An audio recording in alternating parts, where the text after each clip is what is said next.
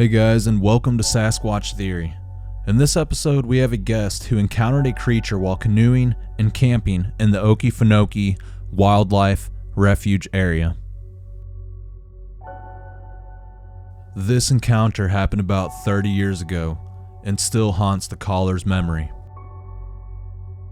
I wonder how many people have encountered a cryptid before, but were never able to fully see what it was that ran off into the woods. I'm sure this happens a lot and never gets reported. It's always important to pay attention to what's going on around you, especially in a forest the size of Okefenokee. Just by looking on a map, I can see this area is very large and it would be extremely easy to get lost in a place like this. If you are new to the channel and enjoy my videos, please like and subscribe. Also, if you would like to become a channel member, you now have the option to do that. I also wanted to take the time to thank everyone who has already joined the membership. I really appreciate everyone's support. Thank you. Alright, with all of that being said, let's dive straight into this next Bigfoot encounter from the state of Georgia.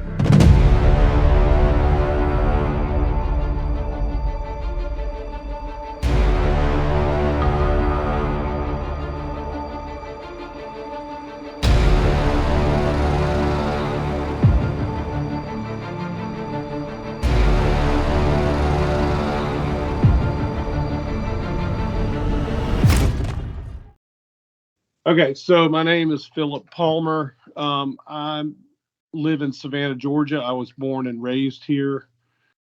I did spend 10 years living in Athens, Georgia, which is getting more towards the foothills. You know, there's mountains in the top side of Georgia, and it's all flat below that. And I will add, probably like anybody like me, I've heard in many different interviews, people that are a little older like me, I'm 57. Commonly, their first experience with Bigfoot is through seeing the Patterson film. And I did see the footage of the Patterson film. It was actually in a mini documentary. My parents had taken me and my twin brother to a movie. And they used to run, in addition to trailers for other movies, back then they would do other things like cartoons and sometimes little mini documentaries beforehand. And it was a mini documentary, probably a 20-minute long documentary before the movie started on Bigfoot. It was the first time I'd heard of anything to do with Bigfoot because I was literally probably 7 years old. And I remember hearing some vocalizations in the documentary, but it's been so long ago, I don't remember what those vocalizations were. I don't think they were the Sierra sounds. It might have been like the Ohio screams or something, but it's been so long, I can't be sure. I just remember seeing the Patterson footage and going, oh my God.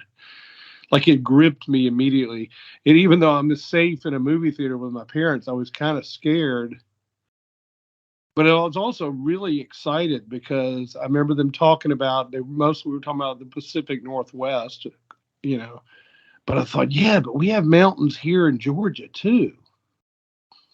And, you know, so I was always interested in not just Bigfoot, but anything pretty much that kind of fit outside the realms of normalcy. You know, people might put that under the umbrella of paranormal or whatever.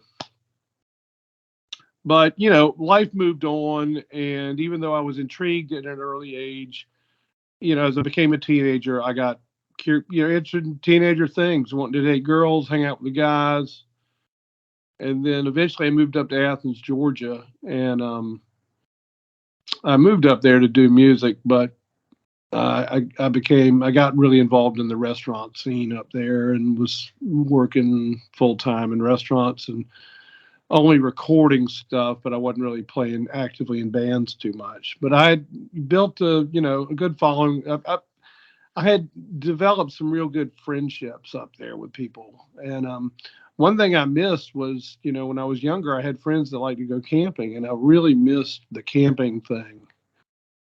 And so I started getting all these friends of mine, these guys. hey, let's do a yearly, go down to the Okefenokee swamp, and bring some beer and some fishing rods and all that stuff, and let's go camping, and let's see, and I actually pulled that off for about 3 years. Um, and usually it was about 10 guys or so.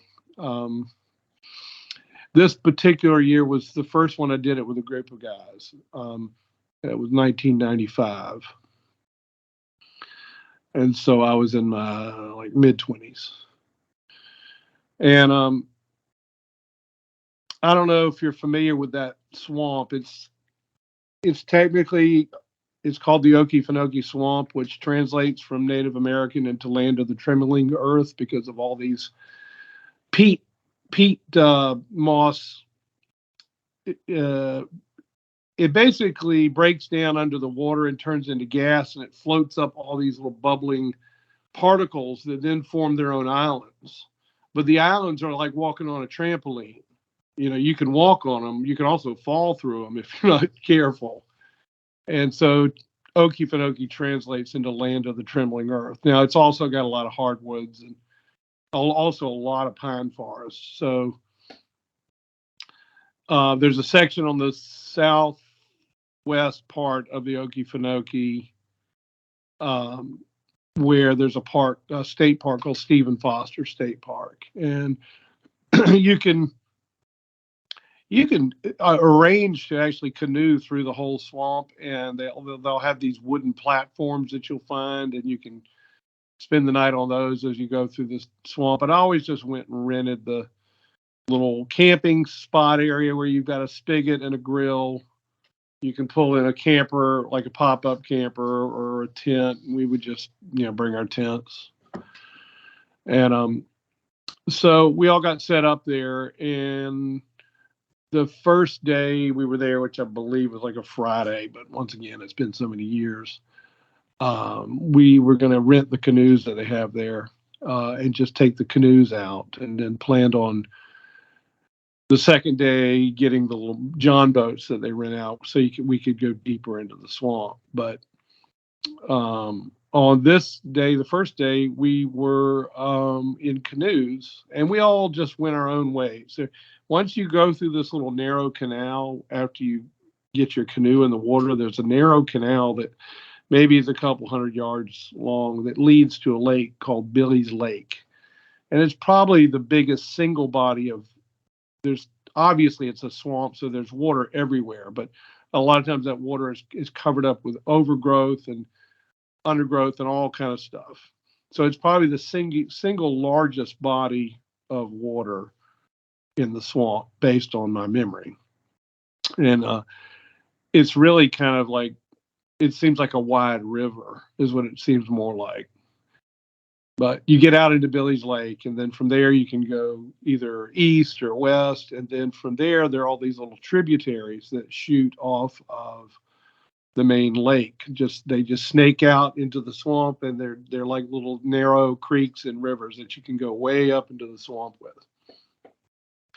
And if you go pretty much what I think is kind of southeast down Billy's Lake, it takes you to an island called Billy's Island. And Billy's Island was named after an old Native American named Billy Bowlegs. And there was a small town there many years ago, a logging town, and you can still see parts of the town there. Not much. Nature is covered up. You like to find an old car chassis from the early 1900s here or there, or a little bit of railroad. But there's a small dock where you can tie off your canoe at Billy's Island. But prior to getting quite that far, I took my canoe then northwards down a tributary, an offshoot off the lake. They got much more narrow than Billy's Lake. And I was in the back steering, and my roommate, Bob, was in the front of the canoe. So I don't remember now how far we went up, but we probably paddled for at least 30 to 45 minutes. Very, not like an aggressive paddle, just cruising along up this tributary. But, even 30, 45 minutes of just steadily paddling, you get pretty far up into anywhere you're going. And the water is, very calm. If there's no storms or anything, this water can often be that like glass smooth kind of thing. And it's black from all the tannins of the rotting leaves in the water. So it's got that, like, it's like a black mirror when it is smooth. If there's no breeze blowing and it's smooth, it's just like a total mirror image of the trees and the world around you. It's really beautiful. Place is extremely primitive. Like, you'd almost expect to see like a pterodactyl come flying down. Obviously there's loads of alligators. There's hogs, black bear, white-tailed deer, coyote, foxes, raccoons, everything you'd expect to see in a place like that. And when it's not the middle of the summer, when it's baking hot, you're more likely to see a larger number of alligators, like during the spring and the late summer, early fall, because they come out to bask, to warm up in the sun. But you'll still see them in the summer. And that's a big draw. I've always had this thing about alligators and crocodiles since I was a kid. Kind of like with the Bigfoot thing. I just got like, wow, look at that beast. It's amazing,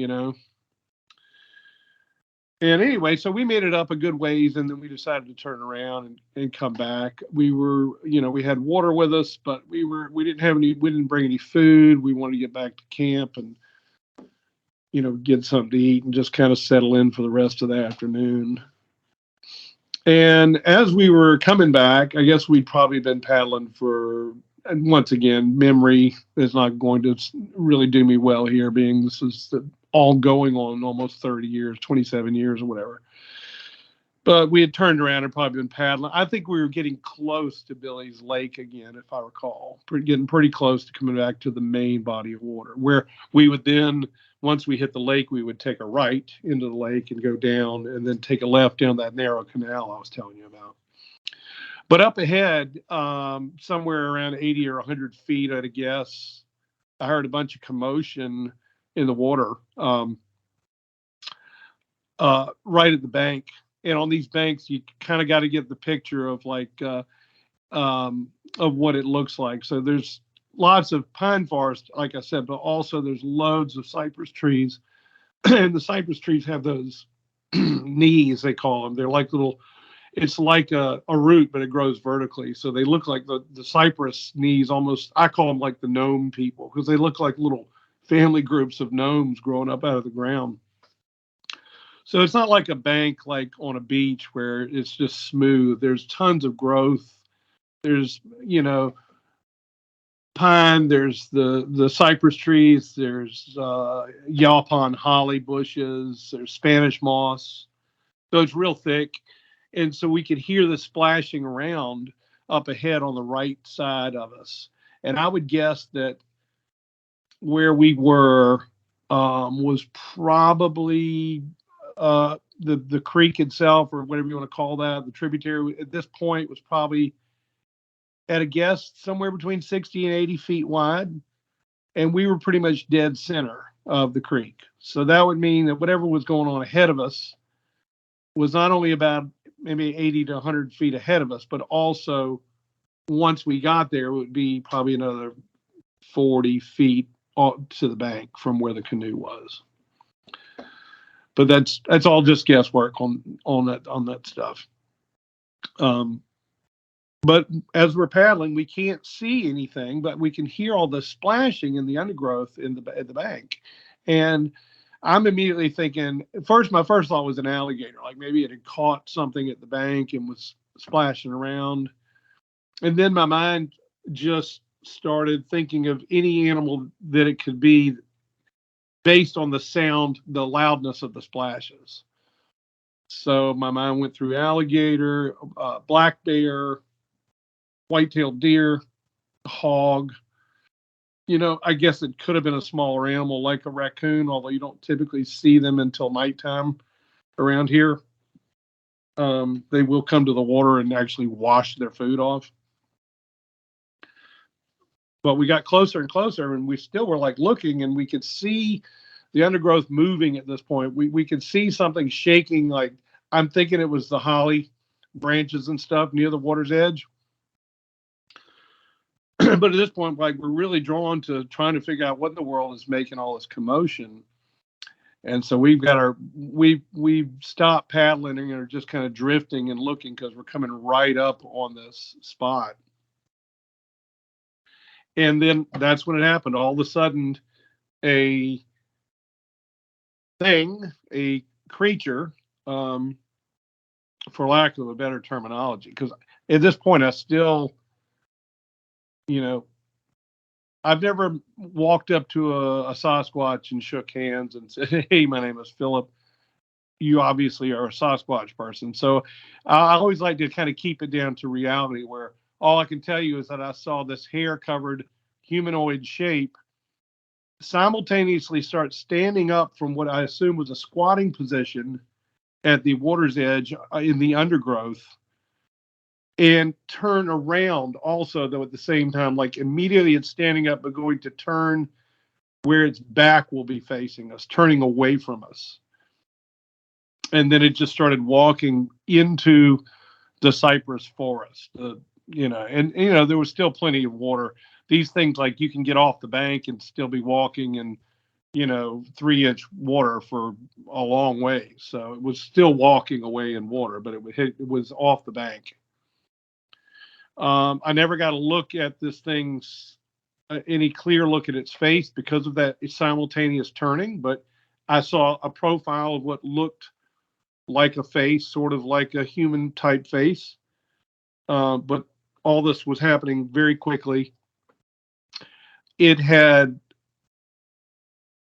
no appearance of a neck. I'm not saying it didn't have a neck, but to me, it was like what looked like the head was sunken into the shoulders, like almost like these people that work out so much where you kind of the trapezoid, I guess, muscles. I'm not sure if that's the right one, but it's built up on the neck so much that the neck looks more planted into the body.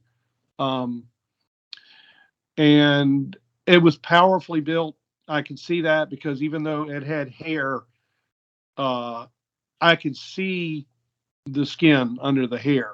And I could see, it's like if you've ever seen some of those videos of chimpanzees that for some reason don't have that much hair on them, and you can see how powerfully built they are. It had hair, but it wasn't like the Patterson film, where even though I think M.K. Davis has pointed out you can see skin on her, it's due to the lighting and all that people think that she's a completely fur covered like a bear or something. I'm not sure about that. All I know is this appeared to be less hairy looking than the subject of the Patterson footage. And I use that because most people that are going to be listening to this interview, I assume, are going to be very well acquainted, obviously, with that footage for reference. The closest I can describe it to anybody else is a lesser known image, and I don't know if it's a hoax or not, but it's supposedly a game cam picture of the back of a Sasquatch. It was picked up in Georgia somewhere, and a woman named Melissa Hovey has the rights to that picture. If it is a hoax, and it could well be, and it who knows? You know how it is, like, oh, it's either too blurry or it's too perfect looking. This thing is like perfect looking. You can see like little nodules on the skin under the hair. That's the closest. If anybody wants to look up Melissa Hovey Bigfoot, that's the closest I can tell you that it looked like. It wasn't super bulky looking either, kind of like Patty is, but just powerfully developed, powerful shoulders and arms. I could see the musculature on the arms and the back. We didn't get a good look at its lower side because of all this undergrowth. So it was mostly pretty much like a waist up thing. And yeah, I was transfixed on what I was looking at. And the thing that was even weirder than just seeing this period was the locomotion of this beast, animal, whatever you want to call it. And because it was moving in a way that was at once looked very awkward, like it would be awkward for you or me to try to move this way, yet it was so smooth at the same time. So it was a really weird thing. It's awkward and smooth. It had a weird, awkward locomotion, but yet it wasn't like when humans move, we're kind of ungainly, especially once we start moving quickly. There's more up and down in our gait. This thing appeared to be gliding back into the forest. That's why it was so weird looking. And the way that the legs were moving, which I could only see through the undergrowth. I couldn't see it well. It was like I said, it was mostly looking at the upper part of the body, but I could see this motion in the undergrowth. And there just was no up and down. It was just like it glided into the forest. It reminded me of a woman that used to jog in my neighborhood when I was a teenager. She was kind of comical to me because she wore a long skirt and a dress shirt and tennis shoes. And she would jog. And when she jogged, it just looked like she was floating over the sidewalk. It was like this ghostly apparition of this woman. And I knew who she was. I knew her. And that's one of the things that came to my mind later when I thought about it. It's like it had that same appearance of just floating just above the ground. But I couldn't really say because I couldn't actually see the feet or anything. But just looking at the motion of it overall, and there was noise. I could hear the water splashing, but it very quickly got silent too. Like to me, like it got silent quicker than you would think for something this size moving through a very wet environment. I know that a lot of times after a rain, if you're in the forest, it's easier to be quiet if you're walking on leaves because they're damp. So I don't mean like the leaf crumbly kind of sound, just more of the splashing through the shallow 3 to 6 inch water level that just goes on these islands for a long time.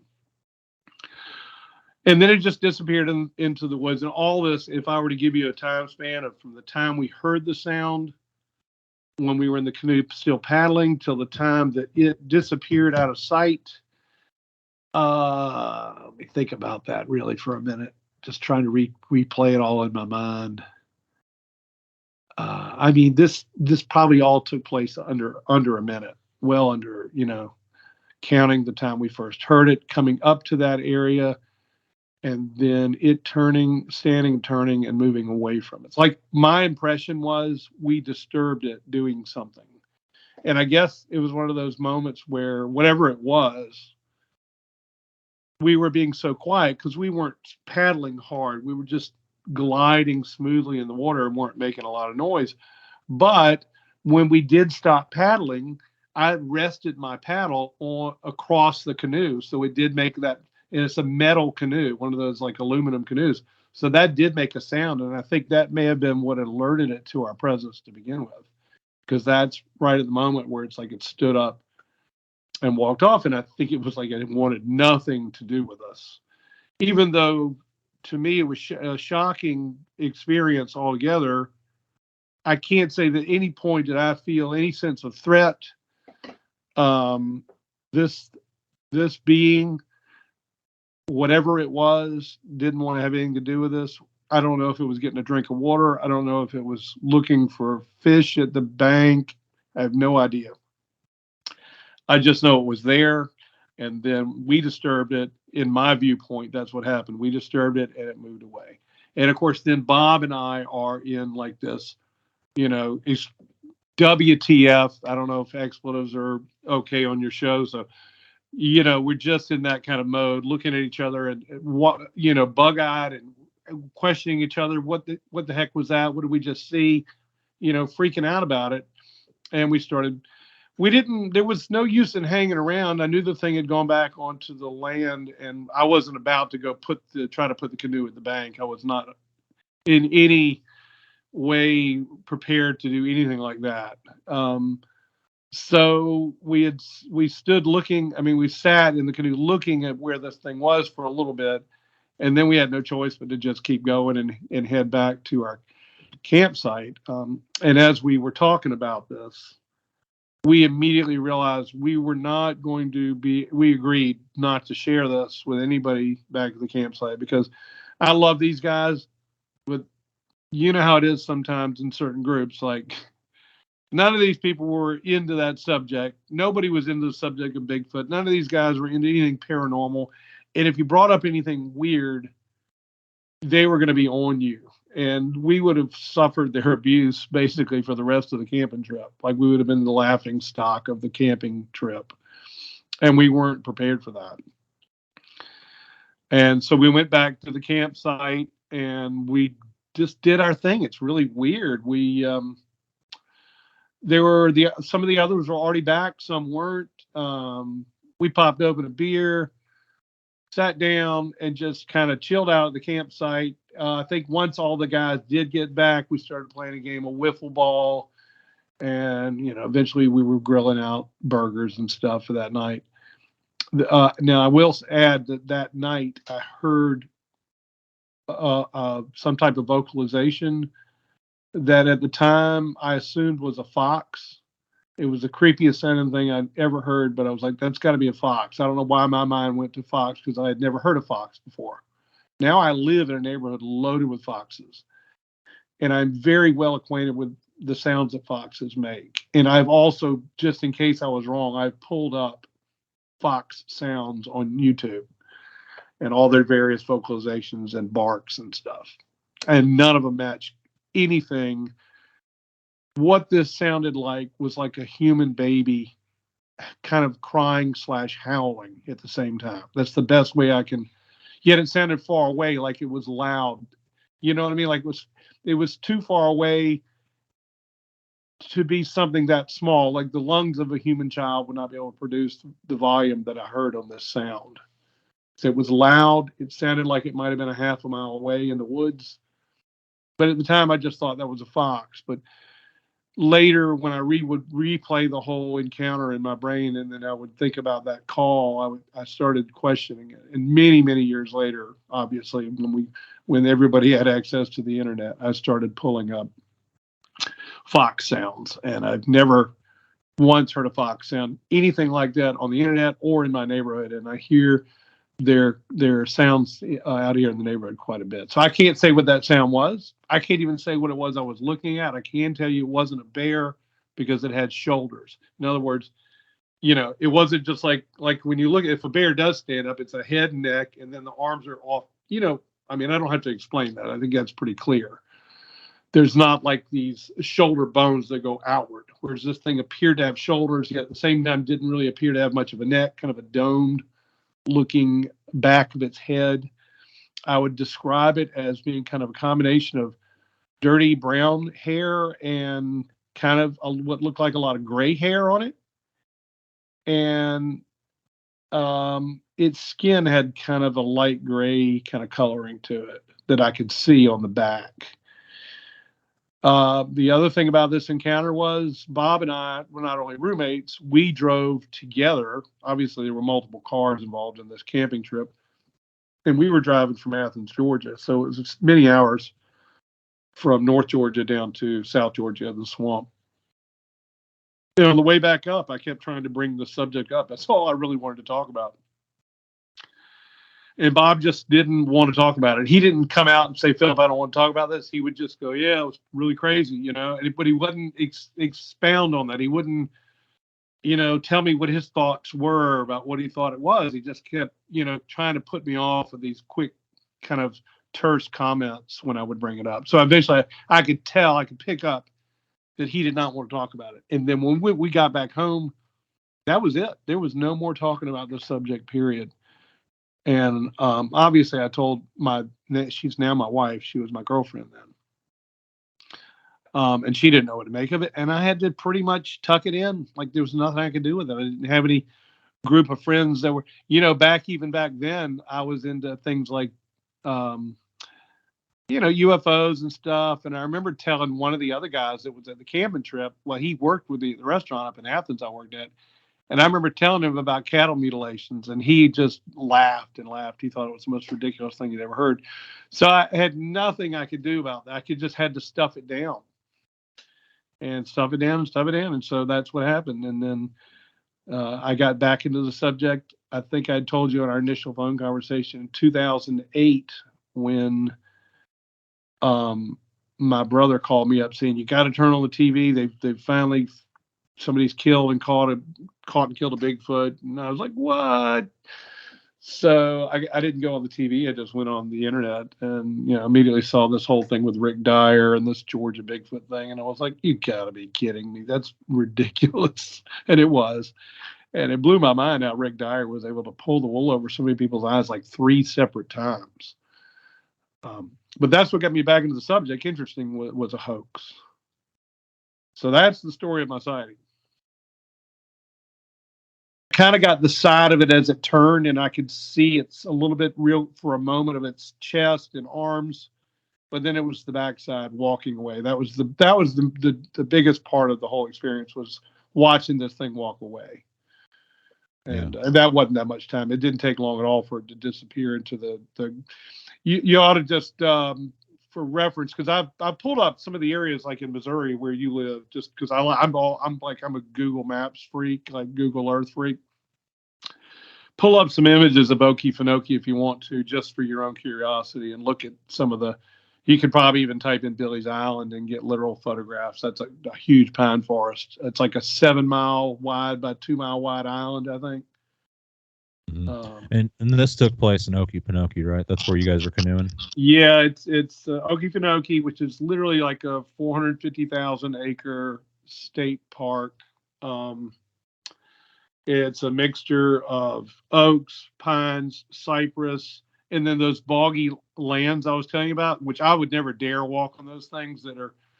It's peat that's come up from the gases, and it forms these little like trampoline-like islands. But you can easily fall through those. And, as much as I love alligators, I have no desire to get in the water with them. Yeah. There's some big ones down there. There's some 15-footers down there. The males probably average 10 feet, but there's some big gators in that swamp. All right, guys, there you go. There's another Georgia encounter. And like I always say, these creatures are everywhere. And the Okefenokee is a good example of where you can find Sasquatch. Wherever you find a big concentration of forest and resources in the world, you can expect there to be cryptid creatures somewhere around. It doesn't mean they live there, but it's probably an area the Sasquatch spend a lot of time in. We have to consider that there is a lot more private land, so in reality these beings can be anywhere, and for them it's one big territory. That's it for this episode, and I apologize for not being able to ask questions because for some reason I was experiencing a lot of feedback. Sometimes it's best just to sit back and listen with my viewers and enjoy the report. Philip, it was certainly a pleasure speaking with you, and thank you for taking the time to report your Bigfoot sighting. Alright, that's it for this episode. Take care, everyone, be safe, and I hope everyone comes back for more. See ya.